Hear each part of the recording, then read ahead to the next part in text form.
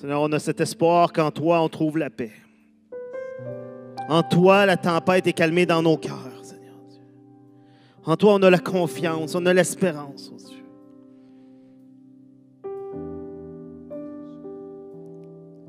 Quelle rassurance de savoir que ce n'est pas par mes forces.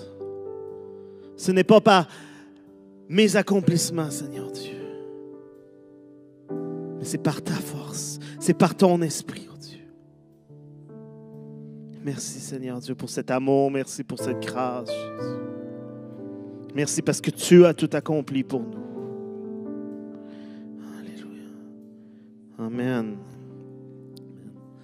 Merci beaucoup à toute l'équipe. Merci à Christian. Je vais inviter les adolescents, les de 6e année à secondaire 5, tous les gens qui sont en contact à se diriger dans l'autre salle, dans la salle multi à l'instant.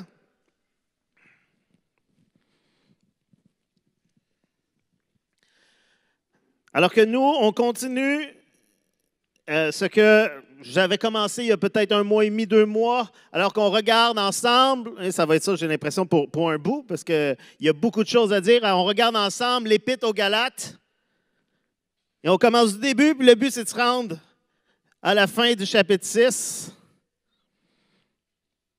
Et on continue notre périple, un pas à la fois, un verset à la fois, on avance, et on découvre ce que Dieu veut nous dire à travers ce texte. Et si je peux juste faire un petit résumé rapide de ce qui a été dit la dernière fois, et si vous ne l'avez pas entendu, je vous invite à aller sur notre chaîne YouTube ou sur notre Facebook, où vous pouvez trouver toutes nos prédications. Vous manquez un dimanche, vous voulez réécouter, c'était tellement bon, vous voulez réécouter, mettez ça dans l'auto, vous mettez ça en faisant la vaisselle ou en faisant quoi que ce soit, vous écoutez des prédications, vous vous nourrissez, tout est sur notre chaîne YouTube. Mais dans Galates 1, verset 1 à 9, Galates 1, verset 1 à 9, Paul écrit cette lettre aux chrétiens de la Galatie, qui sont des églises qu'il a fondées, et à qui il écrit principalement parce qu'il a entendu des mauvaises nouvelles. Il semble qu'il y a des gens qui enseignent un faux évangile et qui détournent les croyants de la Galatie de l'évangile que Paul leur a annoncé. Mais non seulement ça, mais ces gens, puis c'est spécial parce que Paul ne les a pas nommés, Paul attaque, dit juste il y a des gens. Avec un gros guillemet. Il y a des gens qui remettent en question l'autorité de Paul comme apôtre et l'autorité de son enseignement. Et donc, Paul débute sa lettre en rappelant que c'est Dieu qui l'a établi apôtre, que c'est lui qui l'a appelé. Et dès les débuts de la lettre, Paul va rappeler aux croyants ce qu'est l'Évangile. Hein? Cette réalité qu'on est tous pécheurs, qu'on ne peut rien faire pour mériter le salut de Dieu, mais que par grâce, Jésus s'est donné pour nous afin que nous ayons le salut et la vie éternelle. Et Paul va rappeler aux Galates cette vérité qu'est l'Évangile et va les avertir que tout autre message qui se détournerait ou changerait cet Évangile, ce n'est pas un Évangile du tout. Et peut même les détourner de l'Évangile qu'ils ont reçu. Et c'est un peu un résumé de ce que Paul dit dans Galates au verset 1 à 9. Et aujourd'hui, on va regarder la suite du premier chapitre, les versets 10 à 24. Et je vous invite à ouvrir vos Bibles, à ouvrir vos applications cellulaires dans Galates 1 au verset 10. Galates chapitre 1, verset 10. Paul écrit maintenant, est-ce la faveur des hommes que je recherche ou celle de Dieu? Est-ce que je cherche à plaire aux hommes? Si je plaisais encore aux hommes, je ne serais pas le serviteur de Christ. Je vous le déclare, frères et sœurs, l'évangile que j'ai annoncé ne vient pas de l'homme. En effet, je ne l'ai moi-même ni reçu ni appris d'un homme, mais par une révélation de Jésus-Christ. Vous avez d'ailleurs entendu parler de mon comportement autrefois dans le judaïsme. Je persécutais à outrance l'Église de Dieu. Je cherchais à la détruire.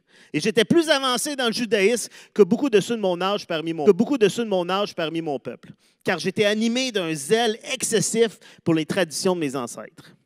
Mais Dieu m'avait mis à part dès le ventre de ma mère et m'a appelé par sa grâce.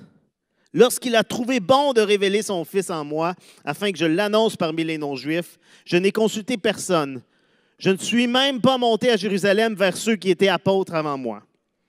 Mais je suis aussitôt parti pour l'Arabie, puis je suis retourné à Damas. 3 ans plus tard, je suis monté à Jérusalem pour faire la connaissance de Pierre, et je suis resté 15 jours chez lui. Mais je n'ai vu aucun autre apôtre si ce n'est Jacques, le frère du Seigneur. En vous écrivant cela, je l'affirme devant Dieu, je ne mens pas. Je suis allé ensuite dans les régions de la Syrie et de la Cilicie. Or, mon visage était inconnu des églises de Judée qui sont en Christ.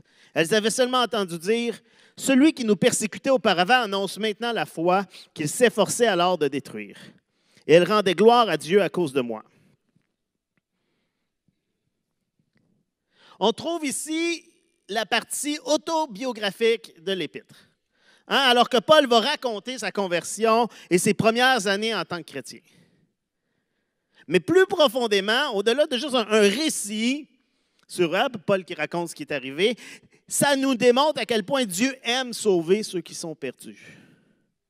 Dieu aime sauver les méchants que nous sommes, ceux qui ne méritent pas le salut. Et Paul nous rappelle à quel point c'est Dieu qui vient nous rescaper.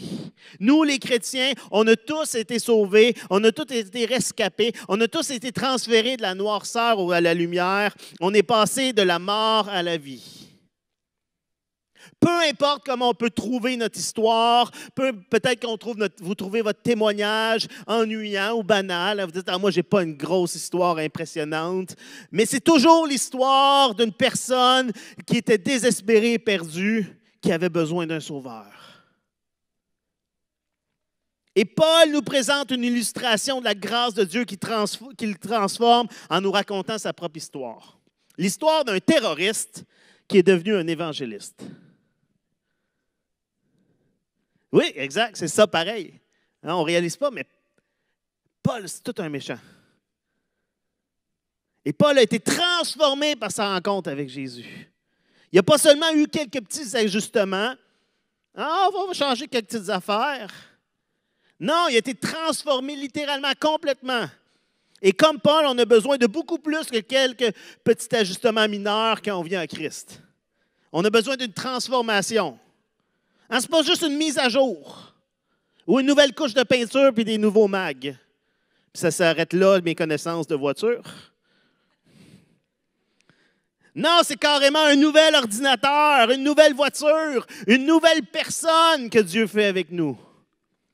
Et c'est seulement l'Évangile qui peut nous transformer entièrement de l'intérieur.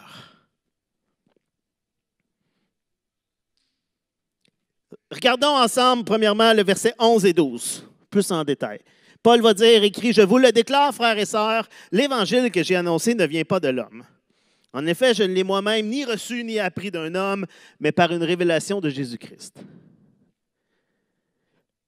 Paul ne choisit pas de partager son message, son témoignage, simplement pour inspirer les lecteurs qui font « Wow, quelle belle histoire » ou pour attirer l'attention sur lui.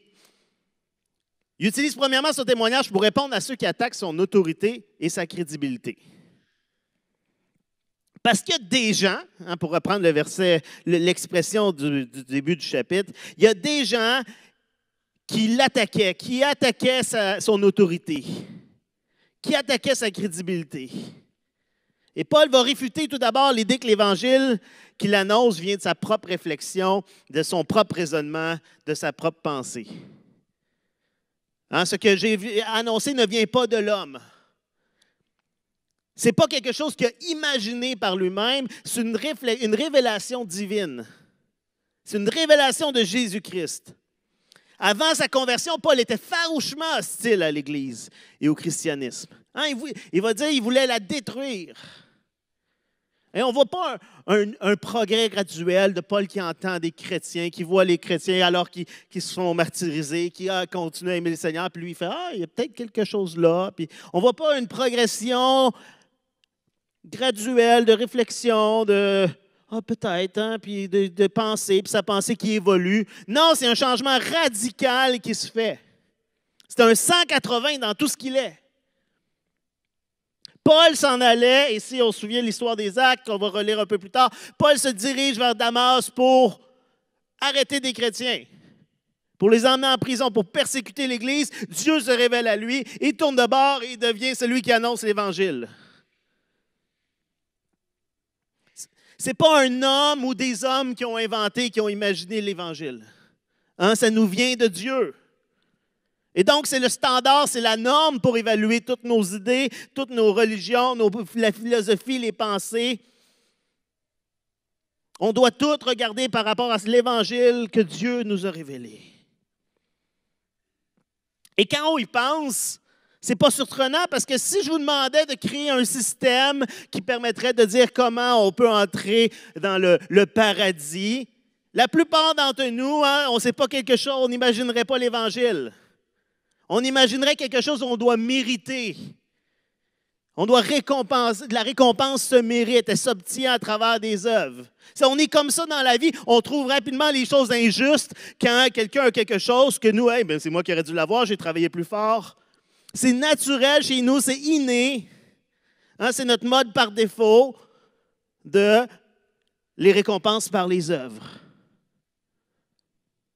Mais le message de la grâce, que l'œuvre a déjà été accomplie, ça nous semble contre-intuitif. Ça nous dérange. Parce qu'on n'y fait pas naturellement confiance. On préfère garder le contrôle. Il y a de quoi qui fait du bien, qui est rassurant de dire « Ah, mais si je fais telle chose, je vais obtenir ça. Si j'ai obéi à telle règle, je vais pouvoir aller au ciel. » Et de nous faire dire que le salut, ça ne se mérite pas, ça nous dérange. Parce qu'on dit « Mais là, c'est injuste, moi j'ai travaillé fort. » Pourquoi lui, il est arrivé, puis malgré tout ce qu'il a fait, il fait juste dire « Jésus, je te donne ma vie, je te demande pardon, je reconnais que je suis un pécheur, puis que tout vient de toi, puis il est égal à moi. » Ça nous dérange. Il y a plusieurs chrétiens qui ont l'impression qu'ils doivent aller plus loin que juste l'Évangile, qu'il doit y avoir quelque chose à ajouter. Mais non. Ce matin, restons à la grâce. Abreuvons-nous à la grâce. Laissons l'Évangile agir dans nos cœurs. Cette grâce, c'est ça qui ne vient pas de nous, puis ça ne fait aucun sens pour nous, mais ça vient de Dieu. Et Paul débute en disant, alors que certains affirmaient que l'Évangile que Paul enseignait n'était juste que c'est sa pensée, c'est sa philosophie, c'est un autre enseignant parmi tant d'autres. Mais Paul dit non, c'est une révélation directe de Jésus-Christ qui s'est physiquement manifestée à lui. Relisons Acte 9, au verset 1 à 9, juste pour se rappeler, c'est une histoire que vous avez probablement déjà entendue, mais rappelons-nous comment Paul était avant et comment Dieu s'est révélé à lui. Acte 9, verset 1. Quant à Saul, qui est le nom juif de Paul, il respirait toujours la menace et le meurtre contre les disciples du Seigneur. C'est intense comme expression. Il respirait le meurtre. Il se rendit chez le grand prêtre et lui demanda des lettres pour les synagogues de Damas afin de pouvoir arrêter et amener à Jérusalem les partisans de cet enseignement qu'il trouverait, hommes ou femmes. Comme il était en chemin et qu'il s'approchait de Damas, tout à coup, une lumière qui venait du ciel resplendit autour de lui. Il tomba par terre et entendit une voix lui dire « Saul, Saul, pourquoi me persécutes-tu? » Il répondit « Qui es-tu, Seigneur? » Et le Seigneur dit « Moi, je suis Jésus, celui que tu persécutes. Lève-toi, entre dans la ville, on te dira ce que tu dois faire. » Les hommes qui l'accompagnaient s'arrêtèrent muets de stupeur. Ils entendaient bien la voix, mais ils ne voyaient personne. Il y a même des témoins de ce que Paul a vécu qui confirment « Oui, c'est passé quelque chose, on a entendu quelque chose. » Saul se releva de terre. Malgré ses yeux ouverts, il ne voyait rien. On le prit par la main pour le conduire à Damas. Il resta 3 jours sans voir et il ne mangea ni ne but rien. Jésus qui se manifeste directement, tangiblement, là, dans un moment, l'espace, dans le temps, Jésus est apparu à Paul. Et Paul va dire, le message que j'ai reçu, ça ne vient pas de moi. C'est une révélation de Jésus-Christ. Deuxièmement, Paul va ébranler les affirmations qui disent que son enseignement venait des dirigeants chrétiens de Jérusalem, des autres apôtres. Il y a des gens qui vont questionner, « Ouais, mais c'est pas sûr, ça ne vient pas de lui, là. Il a reçu ça des apôtres. » Et Paul, dans le texte qu'on a lu, on va regarder un peu plus tard, il y a 3 ans entre la conversion de Paul et son premier voyage à Jérusalem.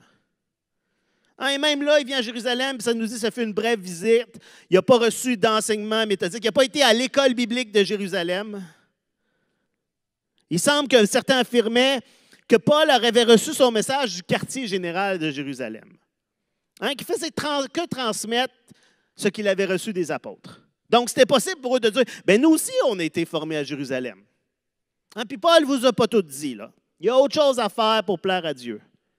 Donc, ceux qui discréditaient Paul utilisaient cette idée-là pour dire, oui, mais nous aussi, on a quelque chose à apporter qui nous vient de Jérusalem. Mais Paul va leur démontrer par son témoignage qu'il a été ni en contact avec les apôtres, et que ça a été seulement plusieurs années après sa conversion qu'il annonçait déjà l'Évangile partout. Donc, Paul dit, ce n'est pas ma réflexion à moi, ce n'est pas le message des apôtres. Et Paul va aussi démontrer que l'Évangile qu'il a reçu de Dieu est en accord avec ce que les apôtres avaient reçu, ce que les autres apôtres avaient reçu. Parce que lorsque Paul dit, lorsque j'ai été à Jérusalem, hein, j'ai parlé avec Pierre, j'ai parlé avec Jacques, et quand les églises de Judée ont entendu parler de moi, ont entendu mon message, ils ont rendu gloire à Dieu pour ce qu'il avait fait chez Paul, pour le message que Paul avait reçu. Il n'avait pas reçu son appel ou son message des autres apôtres, mais son message était le même que celui que les autres apôtres avaient reçu de Jésus. Alors, Paul est en train de répondre à ceux qui pourraient dire, « Ouais, mais ça, là, l'Évangile de la grâce, ça, c'est ce que Paul pense. Parce que voici ce que nous, on pense, puis c'est aussi valide. Ah ouais, le message de Paul, c'est bien, mais il manque de quoi? C'est son message. Ce n'est pas celui de l'Église de Jérusalem. Paul va dire, non, regardez. Non seulement mon message me vient de Christ, qui s'est révélé à moi, pas des autres apôtres, mais quand j'ai été voir les apôtres, quand j'ai été voir l'Église de Jérusalem, les églises de la Judée, ils ont rendu gloire à Dieu pour mon message. Donc, ils étaient en accord.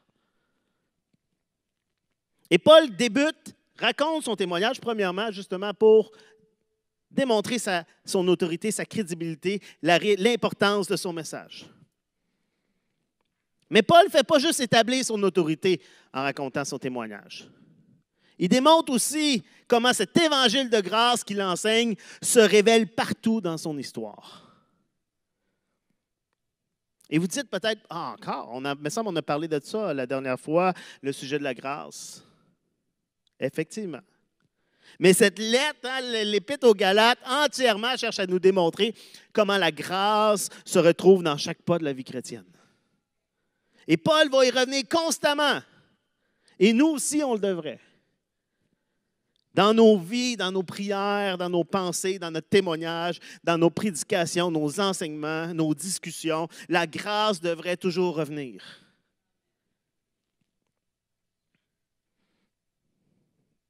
Paul va écrire à Timothée dans 1 Timothée, chapitre 1, versets 15 et 16. 1 Timothée, chapitre 1, versets 15 et 16. Cette parole est certaine et digne d'être acceptée sans réserve. Jésus-Christ est venu dans le monde pour sauver les pécheurs. Je suis moi-même le premier d'entre eux.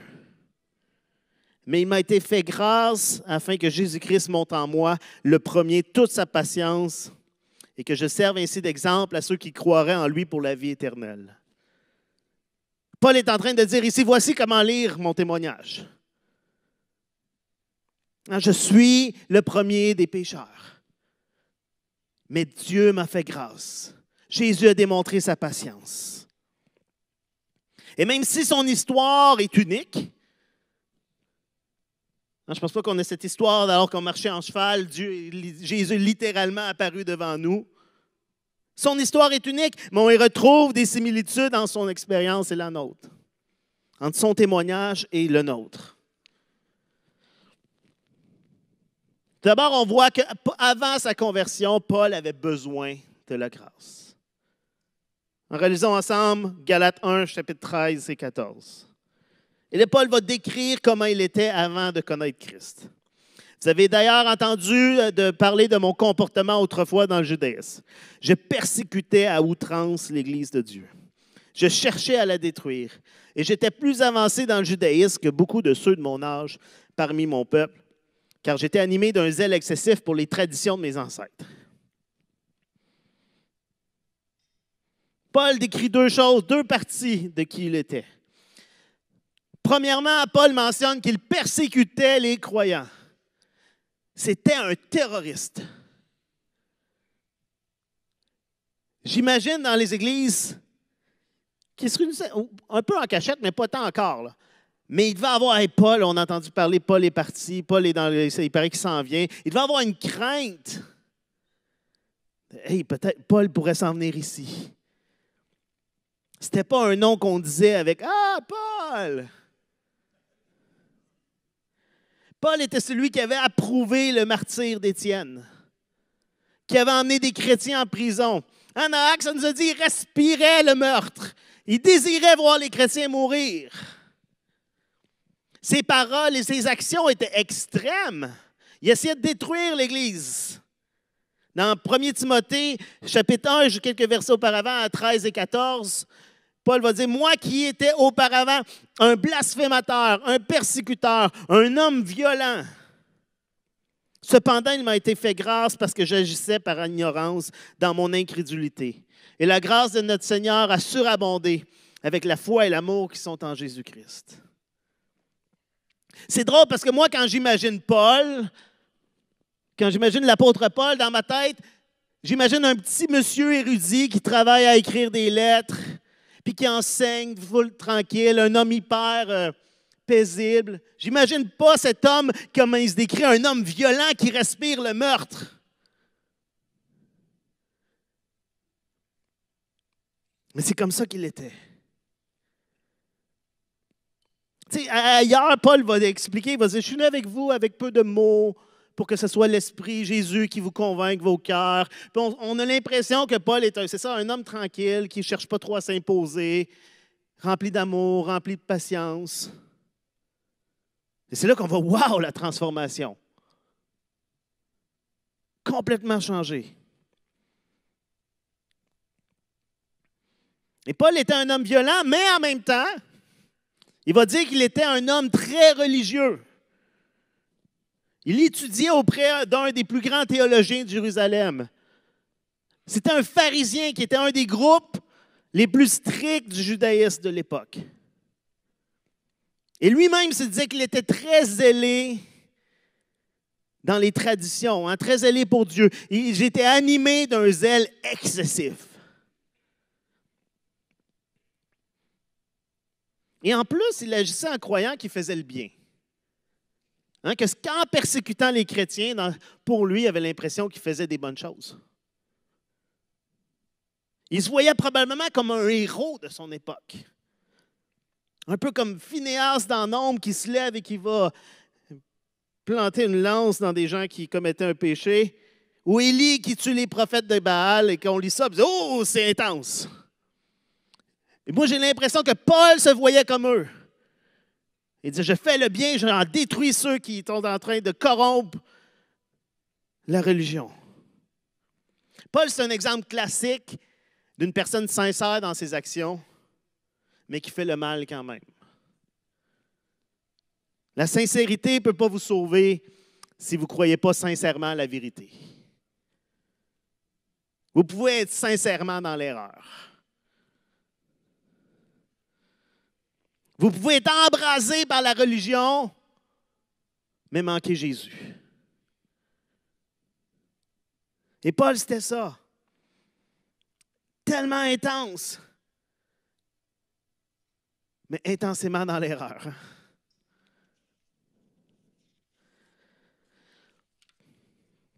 Et on découvre en lisant un peu plus loin dans Galates que ces gens qui enseignaient un autre évangile disaient aux chrétiens de la Galatie qu'ils devaient se convertir au judaïsme, obéir aux lois alimentaires, vestimentaires, se faire circoncire. Hein, les chrétiens de la Galatie, ce n'étaient pas des Juifs. Et ils ont accepté Jésus. Et là, il y a des gens qui arrivent parmi eux qui leur disent « Oui, mais vous manquez quelque chose. Vous devez obéir les lois de Moïse pour plaire à Dieu. » Mais Paul ici, juste à travers son témoignage, Paul leur dit « Hey, j'ai été là. J'ai déjà fait ça. Et non seulement j'ai fait ça, mais j'étais le plus pratiquant, j'étais le plus zélé, je faisais le plus strict. Mais ce n'était pas suffisant. Ça ne m'a pas sauvé, j'avais besoin que Dieu se révèle à moi. » Paul démontre à travers son témoignage qu'eux sont en train de vous dire, voici tout ce que vous devez obéir. Moi, je vous dis, j'ai tout fait ça. Puis ce n'était pas assez. J'avais besoin d'une révélation surnaturelle. Il n'y a aucun code moral, aucune éthique, aucun code culturel, aucun code religieux qui peut vous rendre acceptable à Dieu. Dieu a transformé Paul, le terroriste, en un évangéliste pour Christ. En quelle grâce! Dieu a transformé Paul, le pharisien le plus zélé et strict, en un messager de la grâce de Dieu. Quelle grâce! L'Évangile nous appelle autant hors de la religion qu'hors de l'absence de religion. Parce qu'il n'y a personne qui est assez bon pour ne pas avoir besoin de la grâce de Dieu. Et il n'y a personne qui est assez mauvais pour ne pas pouvoir recevoir la grâce de Dieu. Paul était profondément religieux, mais il avait besoin de l'Évangile. Paul était profondément mauvais, mais il pouvait quand même être atteint par l'Évangile. Et ça, c'est un espoir pour chacun d'entre nous. C'est aussi un rappel. Hein? Ce n'est pas parce que vous êtes une bonne personne. Vous dites, ah, mais moi, je fais des bonnes choses. Ce n'est pas suffisant. Ça ne sera jamais suffisant. Mais on a cet espoir que Dieu nous donne sa grâce, qui est tellement plus simple que tout ce qu'on pourrait essayer de faire.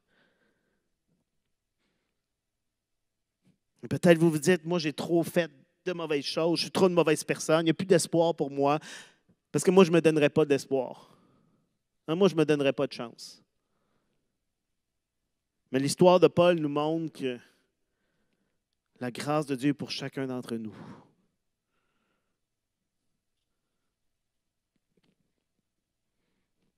Regardons versets 15 et 16 de Galates. Galates 1.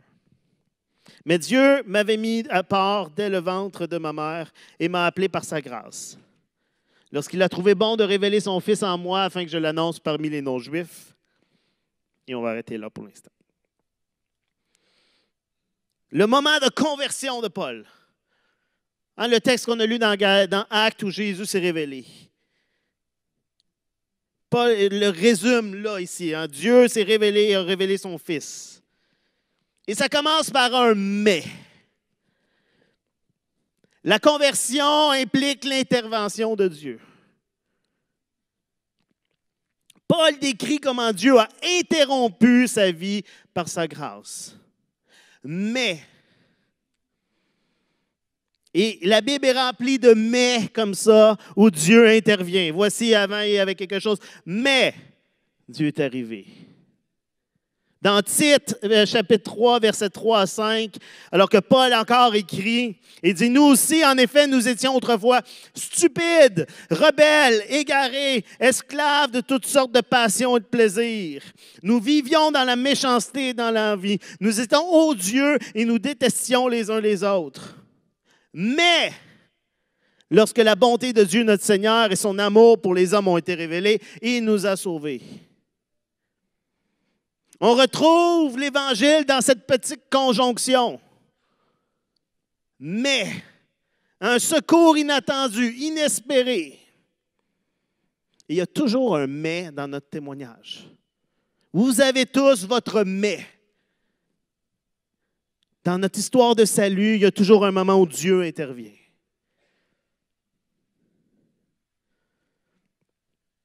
Mais Dieu m'avait mis à part dès le ventre de ma mère. La conversion implique le plan éternel de Dieu. Dieu avait appelé Paul avant qu'il soit né. Mais Paul allait quand même passer des années à se rebeller contre Dieu et à persécuter l'Église. C'est spécial. Parce que si nous, on avait prévu quelque chose pour quelqu'un puis que cette personne-là ne collabore pas, on aurait vite lâché prise. Bon, d'abord, on va aller chercher ailleurs. Surtout si la personne qui est supposée bâtir une bonne partie de la théologie du christianisme est en train de tuer des chrétiens. Pour nous, ça ne ferait pas de sens. Mais là, ça ne se peut pas que ça soit lui, là. Mais Paul va justement parler dans 1 Timothée de la patience extraordinaire de Dieu envers lui. Parce qu'à travers toutes ces années, la grâce de Dieu le préparait quand même à ce que Dieu allait l'appeler à faire. Paul avait beau résister, faire tout ce mal, Dieu était déjà en train d'utiliser ses expériences et même ses échecs pour le préparer à venir à lui et à devenir un prédicateur pour les non-juifs. La connaissance de l'Ancien Testament, le zèle, sa formation, l'énergie, la passion qu'il avait. Dieu préparait Paul à établir la foi qu'il essayait de détruire. Et Dieu est patient envers chacun d'entre nous. Si vous regardez votre vie, avant et même encore aujourd'hui, je suis certain que vous pouvez voir, wow, Dieu était vraiment patient.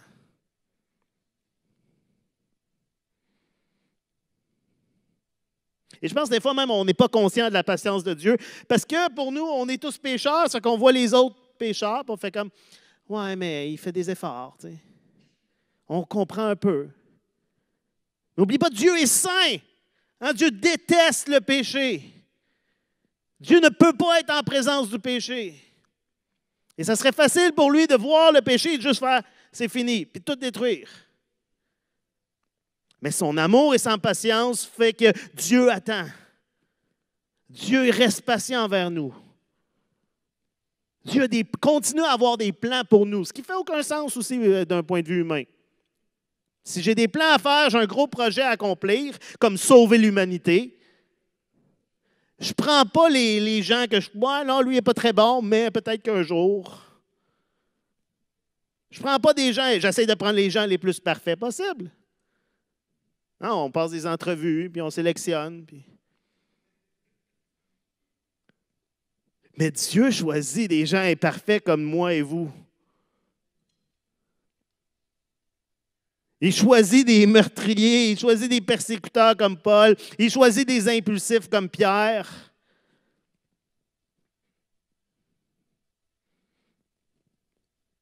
Parce que Dieu sait qu'il travaille par... C'est la grâce, c'est ça. Dieu démontre sa grâce en prenant des gens qui ne méritent pas de ça du tout, puis il dit, toi, je vais t'utiliser. Parce qu'il n'y a pas de gloire pour nous. Il n'y a personne qui peut faire « check ce que je suis, regarde tout ce que j'ai accompli pour Dieu ». Je me souviens d'un prédicateur qui nous contait que parfois il chicanait avec son épouse juste avant la réunion le dimanche matin. Oui, parce que ça arrive. Puis là, il prêchait, puis sa femme était assise en avant, puis tout ce qu'elle disait, c'est « ouais, c'est ça ». Les autres, ils ne savent pas tout ce que tu dis. Les autres, ils ne savent pas ce qui s'est passé un matin. Et c'est ça. On le sait, nous. Quand vous regardez dans votre cœur, vous le savez comment vous êtes. Donc, soyons patients aussi envers les autres. Soyez patients envers ceux que vous dites, ça fait tellement longtemps que je prie pour son salut, qu'est-ce qui se passe? Il fait juste s'empirer. Pourquoi il ne comprend pas? Pourquoi il ne change pas? Ça se peut pas dire, moi j'abandonne, j'arrête de prier. De toute façon, c'est clair, là, Dieu il a répondu, c'est non. Tu sais. Ça a pris des années pour Paul à persécuter l'Église, puis Dieu avait quand même un plan pour lui.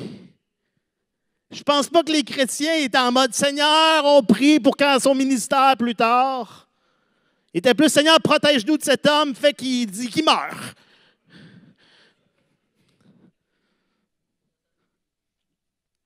Mais Dieu avait un plan quand même, parce que Dieu est patient. Mais Dieu m'avait mis à part dès le ventre de ma mère et m'a appelé par sa grâce. La conversion implique l'appel de Dieu. Quand nous, on appelle quelqu'un, et pas juste au téléphone, là, quand on demande à quelqu'un, quand on appelle, viens ici, la réponse n'est pas toujours garantie. Ça se peut que, quand j'appelle mes enfants, venez manger, ou OK, on est à la télé, ou on va prendre notre douche, bien, la réponse, c'est très souvent « Attends! Tu ne seras pas là, il reste juste 1 minute. » Je n'ai pas la patience de Dieu. Hein?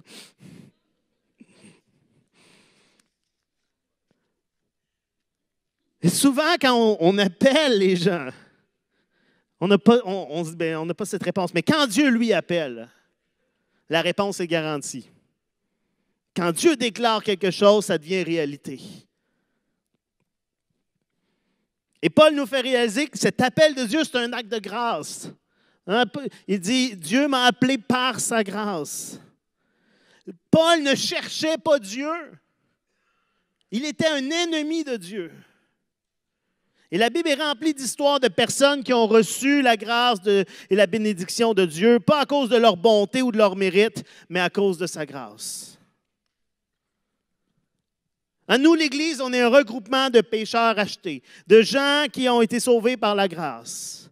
Pas des gens parfaits, pas des gens méritants. Des pécheurs sauvés par grâce. Et c'est donc normal de trouver des gens imparfaits dans l'Église. Des gens qui font des erreurs, des gens qui ne font pas toujours les bons choix. Parce que ce qui nous unit, c'est la grâce de Dieu. Donc, ayons de la patience et de la compréhension les uns avec les autres. Que les erreurs des gens dans l'Église ne soient pas pour vous une raison de rejeter l'Église. Parce que c'est normal. On est tous pécheurs. Mais on grandit ensemble dans la sanctification. On se rapproche de Dieu.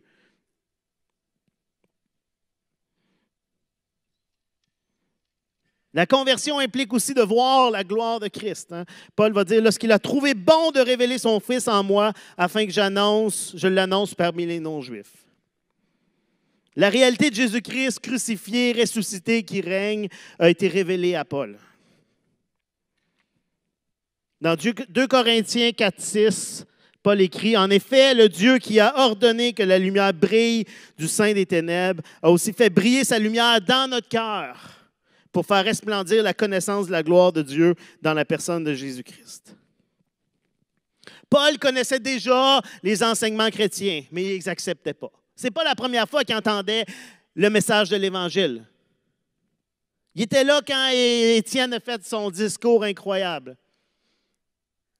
Mais l'idée d'un Messie crucifié le répugnait, comme la plupart des Juifs. Mais Christ lui a été révélé et tout a changé. Hein, par son esprit, Dieu nous fait connaître la réalité de Christ. Et pourquoi est-ce que Dieu a choisi, préparé et appelé Paul? Est-ce que c'est parce que Paul, d'une certaine manière, a plu à Dieu? Est-ce qu'il avait fait des choses que Dieu a fait? Oh, wow! Ou que lui, il va être utile? Non, c'est simplement parce que ça faisait plaisir à Dieu, ça lui semblait bon. C'est-à-dire, lorsqu'il a trouvé bon de révéler son Fils. Dieu ne nous aime pas parce qu'on est utile ou parce qu'on le mérite, parce qu'on lui apporte quelque chose. Il nous aime simplement parce qu'il nous aime. C'est le seul amour qu'on pourrait pleinement être en sécurité. C'est le seul type d'amour qu'on ne peut pas perdre. Un amour qu'on ne mérite pas. C'est la grâce de Dieu.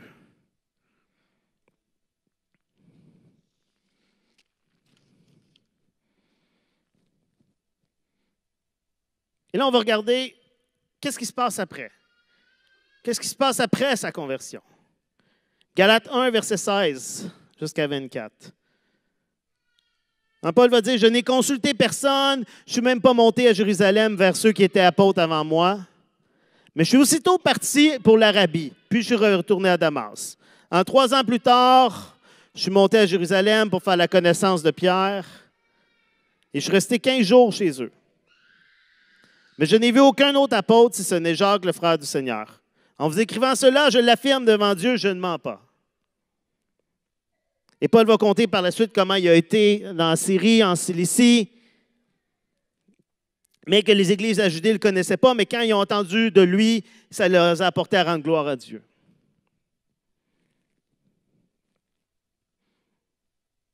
En devenant un enfant de Dieu, on partage aussi la responsabilité de faire connaître Christ aux autres. Le moment, le mais de l'intervention de Dieu dans notre vie, ce n'est pas la fin. Hein, c'est le début. Pierre va dire dans 1 Pierre, chapitre 2, verset 9, « Vous, au contraire, vous êtes un peuple choisi, des prêtres royaux, une nation sainte, un peuple racheté, afin de proclamer les louanges de celui qui vous a appelé des ténèbres à sa merveilleuse lumière. Être chrétien, c'est plus que juste une croyance intellectuelle en Dieu. Quand on est chrétien, on ressent une relation personnelle. Et on sait que ce n'est pas juste pour notre confort, pour notre joie personnelle. On sait qu'on a une responsabilité de révéler Christ aux autres à travers qui nous sommes, à travers ce que nous faisons et ce que nous disons. Et Paul raconte ici non seulement comment Dieu s'est révélé à lui, mais comment lui s'est préparé à la suite de son appel. On a comme ici un petit ajout de ce qu'on retrouve dans le livre des Actes. Ou dans le livre, on va aller voir dans Acte 9, verset 19. Vous pouvez le trouver à l'écran. Ça dit, il resta, Paul, quelques jours avec les disciples qui étaient à Damas et se mit aussitôt à proclamer dans les synagogues que Jésus est le Fils de Dieu. Tous ceux qui l'entendaient étaient stupéfaits et disaient, n'est-ce pas l'homme qui persécutait à Jérusalem ceux qui font appel à ce nom-là? Et n'est-il pas venu ici pour les arrêter et les conduire devant les chefs des prêtres? Cependant, Saul se fortifiait de plus en plus. Il confondait les Juifs qui habitaient Damas en démontrant que Jésus est le Messie.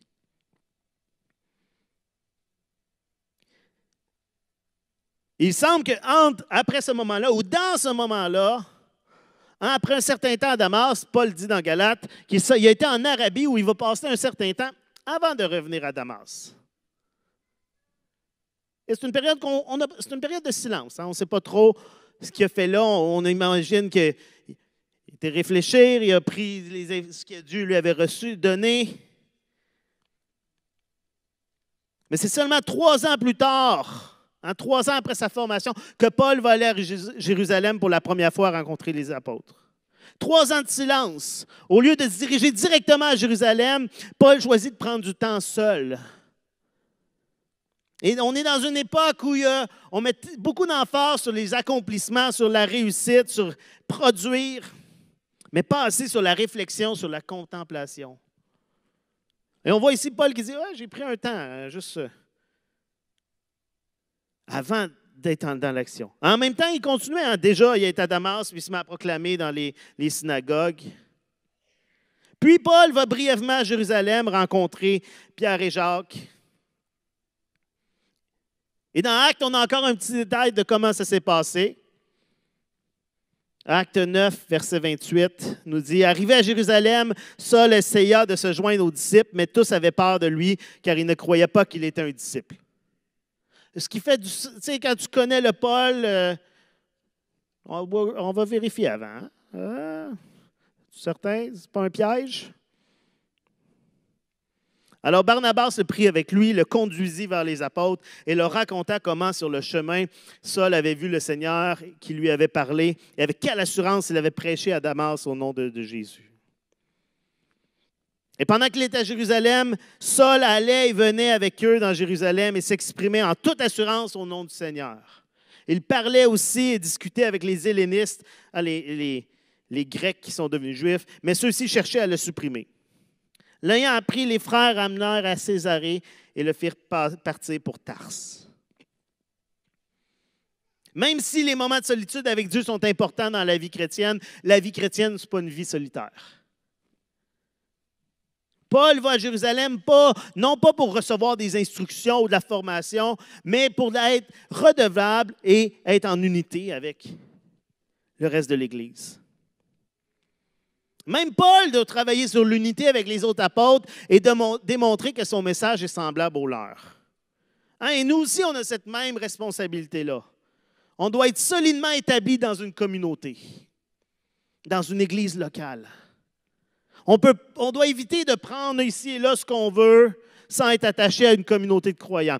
Et c'est particulièrement dangereux alors que tout est accessible sur les Internets. Encore plus depuis le COVID, toutes les églises sont rendues maintenant en ligne et ça a un côté utile quand on a manqué une réunion ou quand on veut écouter à distance. Mais là, ce que ça amène, le danger, c'est de juste dire « Ah, il y a de la bonne cette prédication-là, je vais écouter ça, ça a l'air bien. » Puis de choisir, de glaner ici et là ce qui nous fait du bien. Et de ne pas être redevable à personne. De ne pas être dans un milieu où on se fait grandir, où on travaille ensemble les uns les autres. On doit éviter de prendre ce qu'on veut ici et là sans être attaché avec une communauté de croyants. Même Paul a dit non, il faut que j'aille rencontrer à un moment donné. Il faut que je sois redevable. Et c'est une telle vie chrétienne, enracinée en relation avec Dieu, en Christ, et en unité au service des croyants, qui va donner gloire à Dieu. Puis Paul va aller, ça nous dit, il va aller en Syrie, en Cilicie, qui est à Tars, qui est son lieu, c'est de là qu'il vient, c'est son lieu natal. Et ce n'est que 14 ans plus tard que Paul va revenir à Jérusalem pour une longue période de temps. Comme il va le mentionner au chapitre 2. L'histoire de Paul est une histoire qui nous montre que Dieu aime sauver ceux qui sont mauvais. Que personne n'est inaccessible pour sa grâce. Ce message qui vient de Dieu, l'Évangile, ce n'est pas juste un bon conseil qui vient d'un homme. En voici comme des bonnes pensées pour bien vivre. Non, c'est une bonne nouvelle qui nous vient de Dieu, de ce qui était accompli pour nous.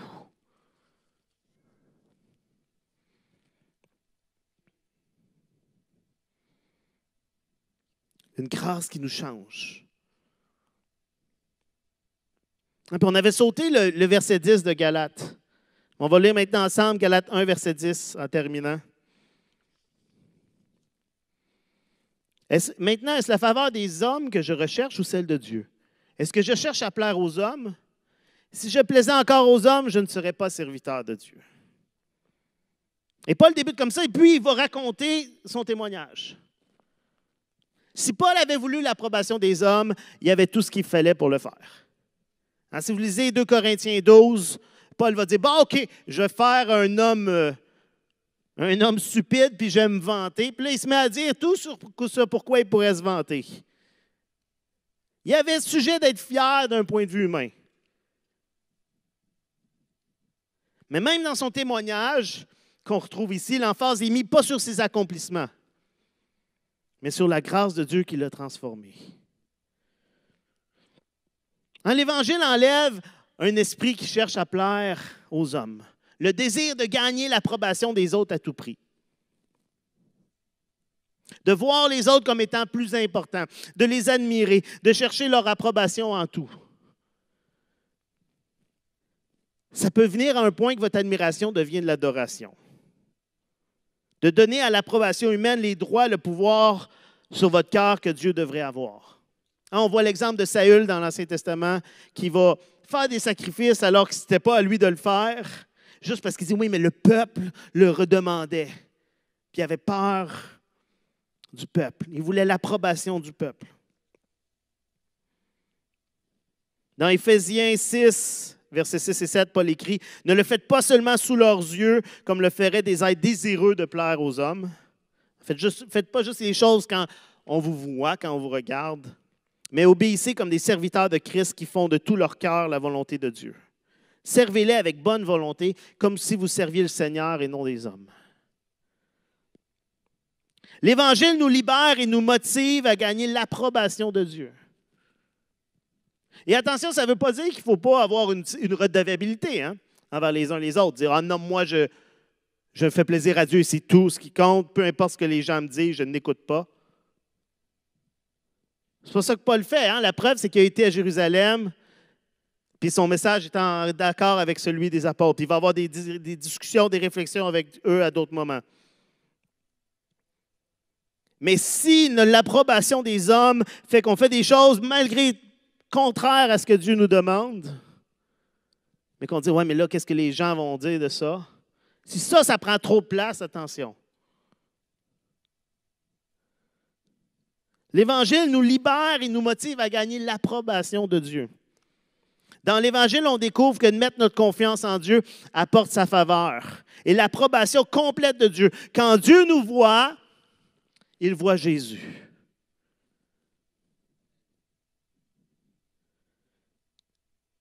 Et Dieu a dit au baptême de Jésus, en lui, j'ai mis toute mon approbation. Et parce que nous plaisons à Dieu en Christ, on peut vivre d'une manière qui plaît à Dieu. Parce qu'on est assuré de son amour et son approbation, on cherche à obéir, pas pour nous-mêmes. Notre motivation, ce n'est plus de dire « Oui, mais il faut que je gagne mon salut. » Donc, c'est important faut que je fasse les choses dans le but de. Mais non, on est juste dans la reconnaissance parce qu'on sait qu'on est déjà sauvé. Et vous allez voir dans le reste de Galates, c'est ce que Paul va dire, la grâce nous amène à agir et à obéir à Dieu.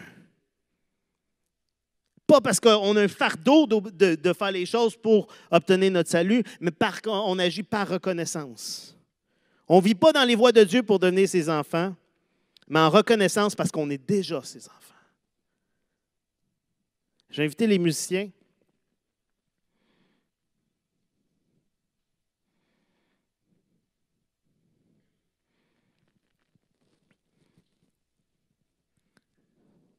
Paul partage. Ce matin, c'était juste le témoignage de Paul. Ça aurait pu être très court. Mais on se rend compte qu'il y a tellement juste dans l'histoire que Paul nous raconte, il y a tellement de richesse. Il y a tellement de profondeur, il y a tellement une révélation de la grâce de Dieu. Paul ne partage pas son témoignage juste par habitude ou pour inspirer les lecteurs ou parce qu'il aime avoir l'attention sur son expérience personnelle. Son but, ce n'est pas de dire « Regardez ce que moi, s'est passé dans ma vie ». Non, Paul le fait parce qu'il croit que ça va aider les auditeurs, les lecteurs à trouver Christ et les encourager à ne pas le perdre. Paul nous montre qu'on doit avoir le courage d'être vulnérable, de parler personnellement de ce que l'Évangile signifie pour nous, de comment la grâce est manifestée dans nos vies. Sans mettre l'emphase sur tout ce qui pourrait juste me faire moi je suis ça, moi j'étais comme ça. L'emphase dans le témoignage de Paul, elle est mise sur Dieu qui agit. Dieu qui s'est révélé, Dieu qui m'a appelé, Dieu qui m'a tiré, Dieu qui m'a sauvé, Dieu qui s'est révélé à moi. On ne partage pas notre histoire pour nous-mêmes, mais pour aider les autres à comprendre et à trouver Christ. Pour diriger les autres vers cet évangile de grâce qui a changé nos vies, qui peut sauver la leur aussi. Est-ce que vous avez déjà vécu cette expérience de grâce de Dieu? Ce mets divin.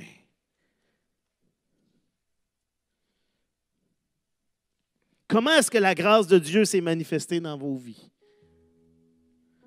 Comment est-ce qu'elle vous a transformé? Comment est-ce que Dieu s'est révélé dans vos vies? Êtes-vous conscient de ce que Dieu a fait pour vous? De comment ça s'est manifesté? De comment vous êtes passé de la mort à la vie, d'esclave du péché à l'enfant de Dieu? Des fois, on ne s'est même pas arrêté et dire « Hey, c'est quoi mon histoire de salut? C'est quoi le mais dans ma vie où Dieu est intervenu? » Est-ce que vous en parlez aux gens autour de vous? Est-ce que votre vie dirige les autres vers Jésus?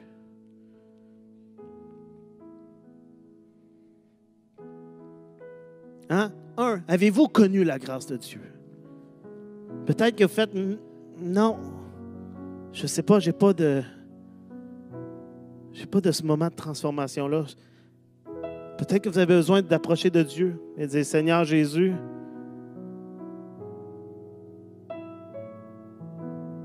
je réalise que j'ai besoin de toi. » Peut-être qu'en ce moment, Dieu est en train de vous appeler, comme il a appelé Paul. De dire, hey, je veux changer ta vie. J'ai tout payé à la croix pour toi.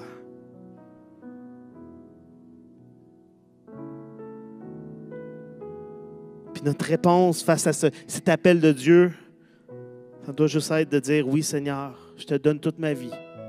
Je mets toute ma confiance en toi.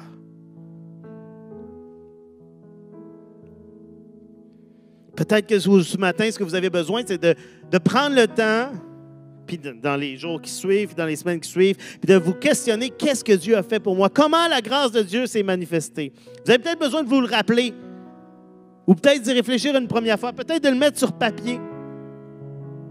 Peut-être dans votre petit groupe de dire « J'aimerais ça raconter mon témoignage », de le partager avec les autres. Comme Paul le fait avec les chrétiens de la Galatie.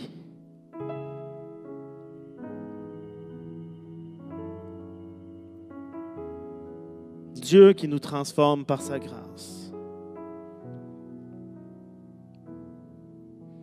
Moi, je regarde puis je vois tout c'est ça, je vois plein d'histoires de la grâce de Dieu. Certains que je connais, d'autres que pas. Mais c'est Dieu qui nous a tous sauvés, transformés par sa grâce. Puis ça me donne le goût de rendre gloire à Dieu. Comme les chrétiens qui ont entendu ce qui avait été fait chez Paul, qui ont rendu gloire à Dieu. Regardez autour de vous. C'est des exemples de la grâce de Dieu. Merci Seigneur. Alléluia Jésus. Seigneur Dieu, ce matin, on veut te donner toute la gloire, Seigneur Dieu. On veut te donner la gloire pour ce que tu as accompli dans la vie de Paul. Et on veut te donner toute la gloire pour ce que tu as accompli dans chacune de nos vies, Seigneur. De comment tu es intervenu, tu as interrompu, Seigneur, notre vie pour nous transformer par ta grâce, oh Dieu. Seigneur, je te prie qu'on puisse en être conscient, qu'on puisse réaliser à quel point ta grâce est merveilleuse, à quel point on avait besoin de toi, Seigneur, à quel point ce n'est pas par notre mérite, mais c'est entièrement par ton amour, oh Dieu. Seigneur, je te prie que tu puisses nous donner l'audace, Seigneur, le courage, la vulnérabilité de raconter ce que tu as fait dans nos vies aux autres, Dieu. À nos frères et sœurs dans le Seigneur, à nos gens au travail, à les gens à l'école, à notre famille, Seigneur Dieu, qu'on puisse être des gens qui communiquent que Jésus a transformé nos vies. Merci pour ta grâce qui nous accompagne à chaque instant. Ta grâce qui nous motive, Seigneur Dieu, à t'obéir, à te plaire, Seigneur Dieu. Pas afin d'être des bonnes personnes à tes yeux, mais parce que tu nous as transformés, parce que tu nous as sauvés, Seigneur Dieu. En reconnaissance envers toi, Jésus. Seigneur, à toi, sur toute la gloire ce matin.